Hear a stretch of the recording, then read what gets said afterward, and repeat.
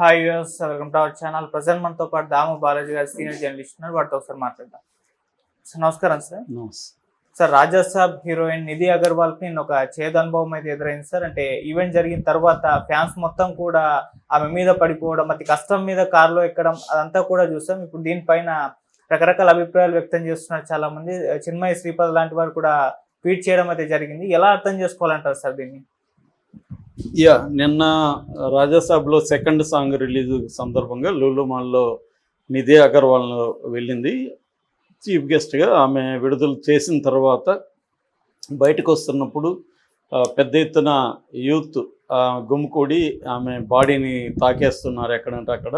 ఆమె ఉక్కిరిబిక్కిరి అయిపోయింది. దాంతో బాడీ గార్డ్స్ ఆమెను రక్షించి మొత్తానికి కారులో ఎక్కించారు. ఆమె బండబూతులు తిట్టుకుంటూ కారులో ఎక్కుతుంది. ఆ వీడియో వైరల్ అవుతుంది. లోపలికి వెళ్ళినా కూడా ఆమె అంటే ఒక షాక్కి గురైంది. ఆమె ఇలా ఆమెకు ఎంతమంది ఒక్కసారిగా మీద పడి తాకేస్తూ ఉంటే భయం కూడా అయి ఉంటుంది, ఏం జరిగిపోతుందని. ఎప్పుడైనా జనంలో ఎవరు ఆమె అని కాదు, మనం ఇరుక్కున్నాం, మనకు భయం వేస్తుంది. ఫస్ట్ ఏమి ఊపిరాడదు, ఒక గందరగోళం పరిస్థితి ఏర్పడుతుంది. ఇంకా స్త్రీలకైతే వాళ్ళని ఎక్కడంటే అక్కడ తాకేయడం అవన్నీ చేస్తారు. అది మోర్ ఎంబరాసింగ్.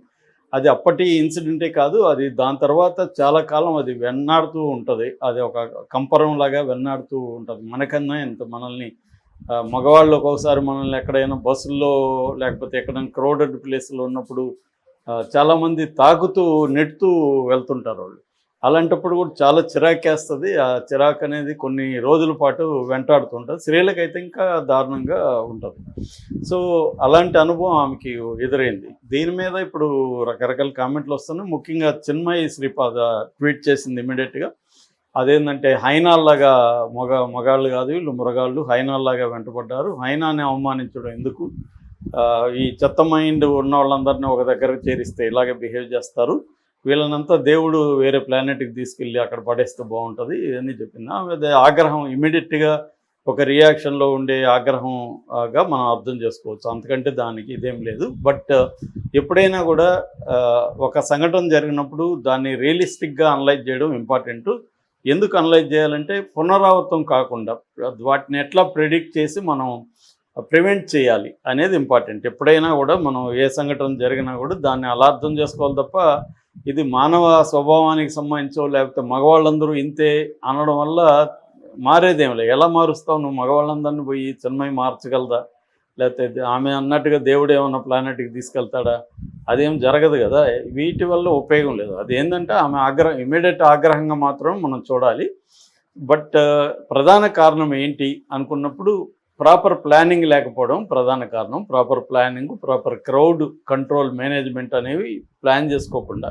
ఇప్పుడు మనకు అనేక ఈవెంట్ మేనేజ్మెంట్లో ఇదే సంస్థ, చాలా ఈవెంట్ మేనేజ్ చేసే సంస్థలు చాలా జాగ్రత్తలు తీసుకుంటారు. వాళ్ళు క్రౌడ్ మేనేజ్మెంట్ అనేది వెరీ ఇంపార్టెంట్, దానికి అట్మోస్ట్ ఇంపార్టెంట్ ఇస్తారు. పోలీసులు కూడా దానికి చాలా ఇంపార్టెన్స్ ఇచ్చేస్తారు. మనకు ఆ మధ్య బిగ్ బాస్ అప్పుడు కూడా ఫైనల్ జరిగినప్పుడు కూడా ఇదే సమస్య జరిగింది. అప్పుడు ప్రాపర్ క్రౌడ్ లేకపోవడం, వీళ్ళు పోలీసులు చెప్పినా కూడా అతను ఎవరు ప్రవీణ, అతను పల్లవి ప్రశాంత్ ఇలాంటి వాళ్ళు బయటకు వచ్చేయడం ఊరేగింపుగా, దానివల్ల చాలా గోల జరిగింది.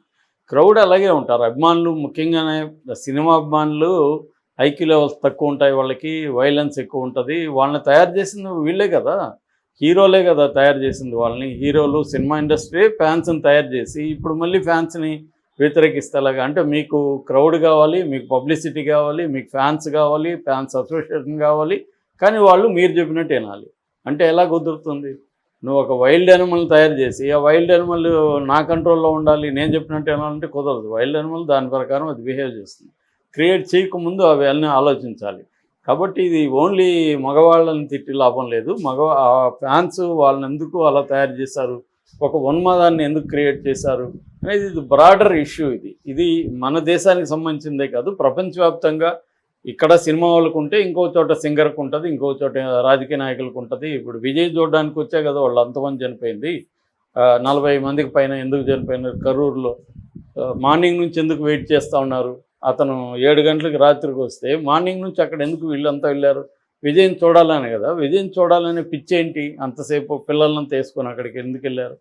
కాబట్టి ఇది ఏంటంటే ఈ క్రేజ్ని మనమే క్రియేట్ చేసాం. ఈ క్రేజ్ వల్ల అనేక అనర్థాలు జరుగుతున్నాయి. దీన్ని జనాల్ని విమర్శిస్తే లాభం లేదు. రెండోది ఏంటంటే ఇక్కడ అమ్మాయిలనే కాదు అబ్బాయిలను కూడా, అంటే హీరోలను కూడా ఇలాగే తాకాలని వాళ్ళ కోరిక ఉంటుంది. హీరోని తాకాలని చాలామంది అమ్మాయిలు కూడా పోస్టులు పెడతారు. ఒక్కసారి హగ్ చేసుకోవాలని ఉంది నాగార్జున, ఒక్కసారి తాకాలని ప్రభాస్ని ఉంది, నా జన్మవుతుందని అమ్మాయిలు కూడా అనుకుంటారు. సో ఇదేం పెద్ద విషయం కాదు. ఎందుకంటే ఒక ఐడియల్ షీని ఒక స్క్రీన్ మీద నువ్వు చూపిస్తున్నప్పుడు, ఆ హీరోయిజాన్ని ఎస్టాబ్లిష్ చేస్తున్నప్పుడు మన సినిమాల్లోనే ఆ ప్రాబ్లం ఉంది. మన సినిమాల్లో మామూలు మనుషుల్లాగా ట్రీట్ చేయం కదా వాళ్ళని, ఒక స్టార్ లాగా చేయడం, వాళ్ళ చుట్టూ ఒక హంగామా క్రియేట్ చేయడం, దీనివల్లనే కదా జరుగుతుంది. ఏదైనా అల్లు అర్జున్ అయినా అంతే, ఎక్కడైనా ప్రమాదాలు జరిగినప్పుడే ఇది చర్చిస్తాం తప్ప మామూలుగా కూడా ఇవి ఇలాగే ఉంటాయి. ఆ మధ్య పూరి జగన్నాథ్ కూడా అన్నాడు, ఎక్కడెక్కడో తాకేస్తారు, ఎక్కడెక్కడో గిచ్చేస్తారు వాళ్ళు ఫ్యాన్స్ అని. అవును, వాళ్ళకి అదొక ఆనందం. అంటే నాకు ఇష్టమైన హీరోయిన్నో లేకపోతే ఇష్టమైన హీరోని నేను తాకాను, ముద్దు పెట్టుకున్నాను, లేకపోతే హగ్ చేసుకున్నాను, గట్టిగా గిచ్చేసాను తెలుసా అని వాళ్ళకి ఒక ఆనందం. దాన్ని వాళ్ళకి అది గ్రేట్ అడ్వెంచరస్ థ్రిల్లింగ్ మెమరీ వాళ్ళకి. వీళ్ళకేమో అది ట్రామా. ఇప్పుడు ఈమెను తాకిన వాళ్ళకంతా థ్రిల్లింగ్ మెమరీ, భలే తాకేశాను రా, నేను ఎక్కడెక్కడ ఏమేమో చేశాను, వాళ్ళు ఆనందంగా వాడు చెప్పుకుంటాడు, మందు కొడతాడు, ఇంకోటి చేసి సెలబ్రేట్ చేసుకుంటాడు. కానీ ఆమెకి అది ట్రామా లాగా మిగిలిపోతుంది. దీనికి ప్రధాన కారణం ఎవరు? నిర్వాహకులు. మరి లూలు మాల్ నిర్వాహకులా లేకపోతే రాజాసాబ్ నిర్వాహకులు? ఆ ఈవెంట్ ఎవరు చేశారు? ఈవెంట్ మేనేజ్ చేశారా లేకపోతే ఎవరు చేశారు? అంటే ఈవెంట్ మేము ప్రొఫెషనల్ మేనేజ్మెంట్కి ఇచ్చారా లేకపోతే వీళ్ళు చేశారా? వాళ్ళు బాధ్యులను చేయాలి ప్రధానంగా, అంతేగాని క్రౌడ్ని కాదు. క్రౌడ్ ఇలాగే ఉంటారు. సో క్రౌడ్ని నువ్వు ఎలా మారుస్తావు? కాబట్టి క్రౌడ్ని నువ్వు ఎలా కంట్రోల్ చేయాలి, క్రౌడ్ కంట్రోల్ అనేది ఎలా ప్లాన్ చేసుకోవాలనేది ఆలోచించాలి తప్ప, భక్తి అయినంతే కదా. భక్తులు ఎందుకు పోయి చచ్చిపోతున్నారు అక్కడ? అదే రోజు పోయి అదే ముహూర్తంలో ఎందుకు స్నానం చేయాలి? అంటే భక్తులను కూడా నువ్వు అలా మేనేజ్ చేసి, ప్రవచనకారులు వాళ్ళు పలానా ముహూర్తంలో పలానా గుళ్ళో చేస్తే మీకు స్వర్గం వస్తుంది, ఏవో చెప్పి వాళ్ళని అక్కడ పంపిస్తున్నారు.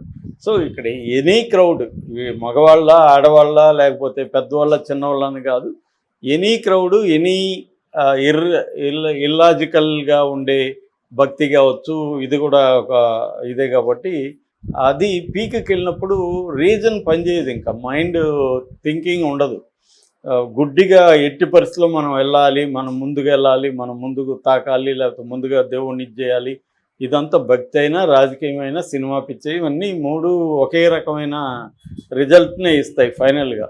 సో పలానా చోట పలానా టైం కాక, మనకి మహాకుంభమేళా కూడా జరిగింది అదే కదా. అదే 4 గంటల ముహూర్తానికి 4 గంటలకు పోయి అక్కడ స్నానం చేయాలి. అంతకుముందు ఉంటాయి, ఆ తర్వాత కూడా అదే నీళ్లు ఉంటాయి. కానీ ఆ ముహూర్తం అనేది కూడా పెట్టాడు. ఆ ముహూర్తంలో పోయి స్నానం చేస్తేనే నీకు ఇది. కాబట్టి అక్కడే పడ్డాం. ఏం తర్వాత ఎప్పుడు ఉంటాయి కదా, వెళ్ళి చేయొచ్చు కదా అనేది లేదు. అంటే దీని చుట్టూ ఒక మార్కెట్ ఉంది, బిజినెస్ ఉంది, దీన్ని పెంచి పోషి. సినిమా కూడా అంతే, దీని చుట్టూ ఒక వ్యాపారం ఉంది.